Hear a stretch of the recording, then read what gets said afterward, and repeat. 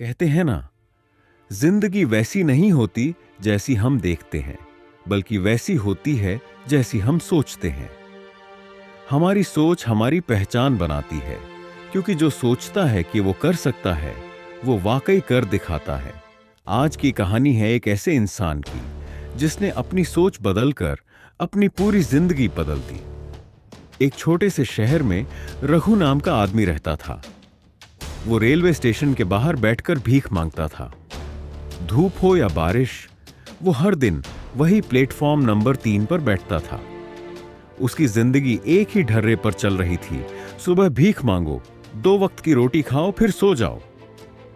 कभी कभी कोई यात्री उससे पूछ लेता, अरे रघु, तुम काम क्यों नहीं करते? रघु हंसते हुए कहता, काम मेरे बस का नहीं है बाबूजी, मेरी किस्मत में यही लिखा है। उसकी सोच ही उसका सबसे बड़ा कैद खाना थी।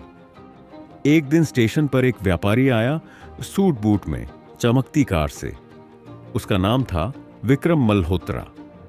रघु ने हाथ फैलाया, बाबूजी कुछ दे दीजिए। विक्रम रुका, मुस्कुराया और बोला, तुम रोज यहां बैठते हो? रघु बोला, हां साहब, 10 साल से। विक्रम ने पूछा, और 10 साल बाद खुद को कहां देखना चाहते हो? रघु हंस पड़ा, हम जैसे लोगों के लिए कल और 10 साल जैसा कुछ नहीं होता साहब, हम बस आज के पेट की चिंता करते हैं। विक्रम ने जेब से 100 रुपये निकाले और बोला, ये रखो, लेकिन एक बात सोचो, अगर तुम इसी वक्त ठान लो कि तुम भीख नहीं मांगोगे, तो शायद ये 100 रुपये तुम्हारी जिंदगी का मोड़ बन जाए। रघु ने नोट लिया, पर बात उसके दिल में उतर गई। उस रात रघु देर तक सो नहीं पाया।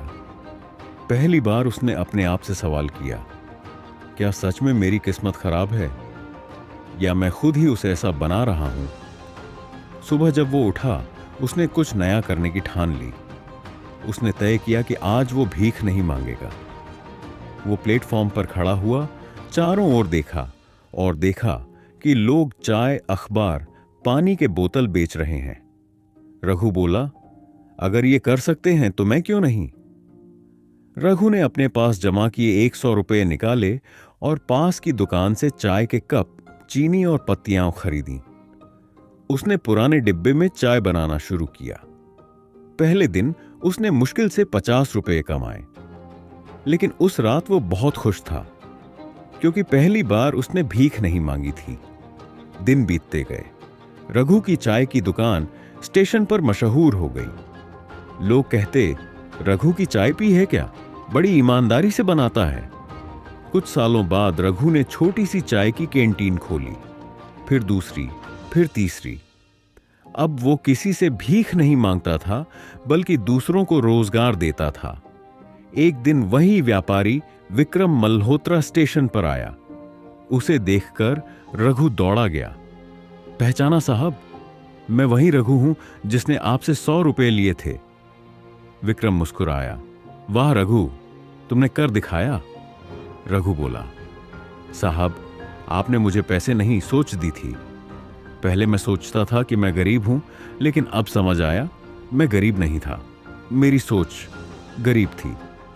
रघु अब हर उस भिखारी को समझाता है जो स्टेशन पर बैठा होता है, भाई, जिंदगी बदलनी है तो सोच बदलो, भीख नहीं, मेहनत मांगो, क्योंकि जो सोच बदलता है वो किस्मत बदल देता है। दोस्तों, रघु की तरह हर इंसान के अंदर एक शक्ति छिपी होती है। बस जरूरत है खुद पर विश्वास करने की और अपनी सोच को बदलने की। याद रखिए, आपकी सोच आपकी पहचान है।